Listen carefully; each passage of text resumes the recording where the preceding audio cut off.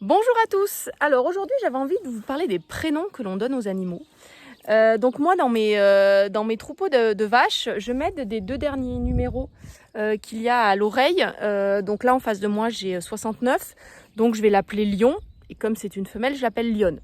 Derrière moi j'ai par exemple 38, donc je l'appelle Grenoble. Plus loin, j'ai 29, Finistère, 84, ça peut être Vaucluse, 30, ça peut être Nîmoise.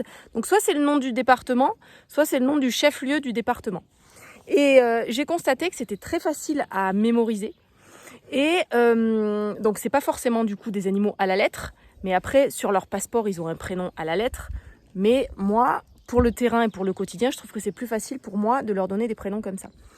Et aussi, je voulais vous faire part d'une remarque. J'ai constaté dans l'ensemble que quand on donne des prénoms avec un message fort derrière, comme tempête, ouragan, tsunami, ce sont indirectement des prénoms qui influencent le comportement de l'animal.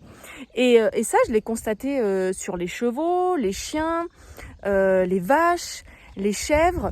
Et alors, je ne sais pas pourquoi, mais j'ai pas de contre-exemple à vous donner. J'ai toujours des exemples de prénoms forts et l'individu derrière qui a un tempérament assez fort et un comportement qui n'est pas toujours gérable. Donc voilà, j'aimerais savoir si vous êtes du même avis que moi.